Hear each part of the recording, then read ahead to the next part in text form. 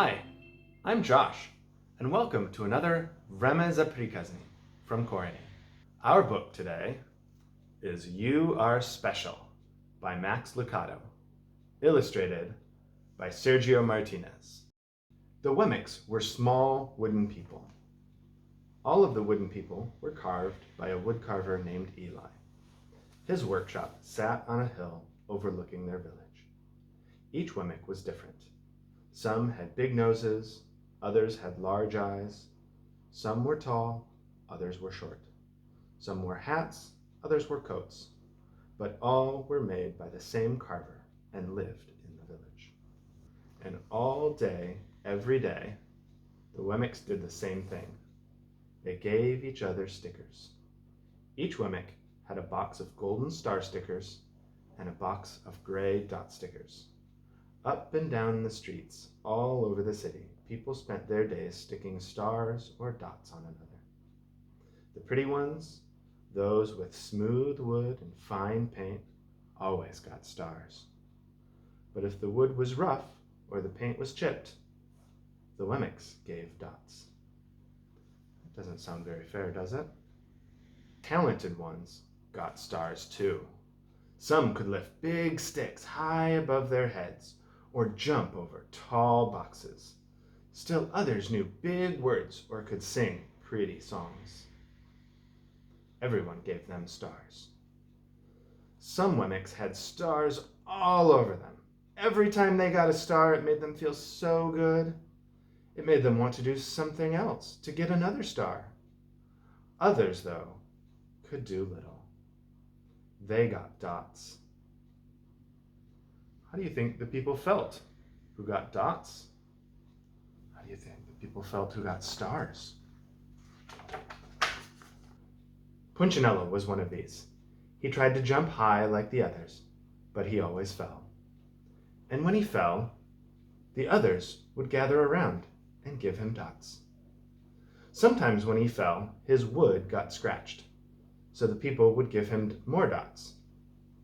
Then, when he would try to explain why he fell, he would say something silly, and the Wemmicks would give him more dots.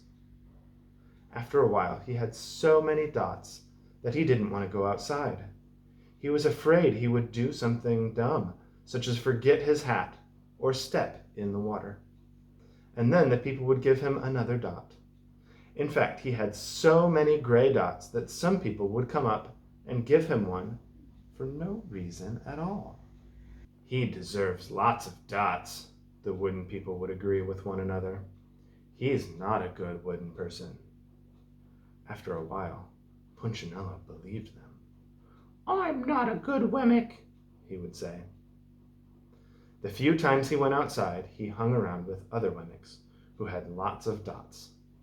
He felt better around them. One day, he met a Wemmick who was unlike any he'd ever met. She had no dots or stars. She was just wooden. Her name was Lucia. It wasn't that people didn't try to give her stickers. It's just that the stickers didn't stick.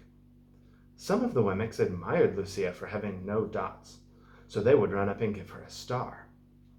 But it would fall off. Others would look down on her for having no stars, so they would give her a dot. But it wouldn't stay either.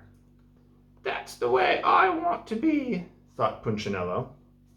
"I don't want anyone's marks." So he asked the stickerless Wemmick how she did it. "It's easy," Lucia replied. "Every day I go see Eli." "Eli?" "Yes, Eli, the woodcarver. I sit in the workshop with him." "Why?" "Why don't you go find out for yourself? Go up the hill. He's there." And with that, the Wemmick who had no stickers turned and skipped away. "But will he want to see me?" Punchinello cried out. Lucia didn't hear. So Punchinello went home. He sat near a window and watched the wooden people as they scurried around, giving each other stars and dots. "It's not right," he muttered to himself. And he decided to go see Eli.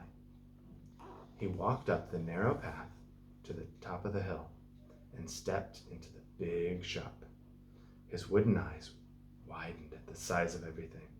The stool was as tall as he was. He had to stretch on his tiptoes to see the top of the workbench.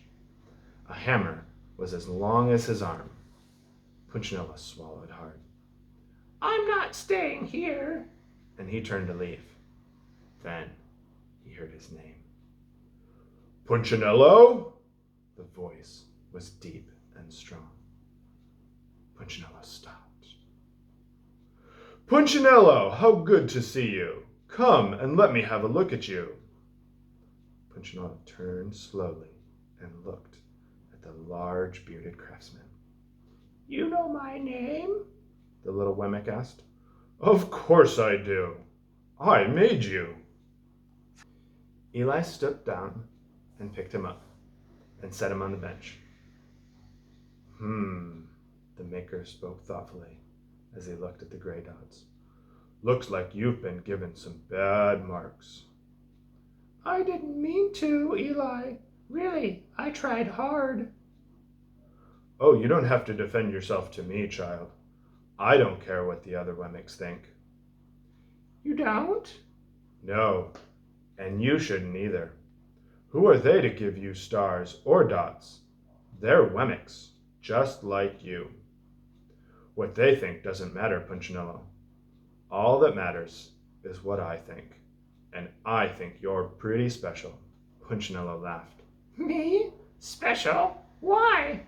I can't walk fast. I can't jump. My paint is peeling. Why do I matter to you?" Eli looked at Punchinello, put his hands on those small wooden shoulders, and spoke very slowly.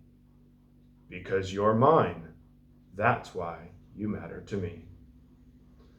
Punchinello had never had anyone look at him like this, much less his maker. He didn't know what to say. "Every day I've been hoping you'd come," Eli explained. "I came because I met someone who had no marks," said Punchinello. "I know. She told me about you."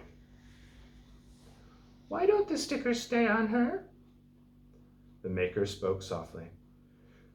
"Because she decided that what I think is more important than what they think. The stickers only stick if you let them." "What?" "The stickers only stick if they matter to you. The more you trust my love, the less you care about their stickers." "I'm not sure I understand." Eli smiled. "You will, but it will take time. You've got a lot of marks. For now, just come back to see me every day. Let me remind you how much I care."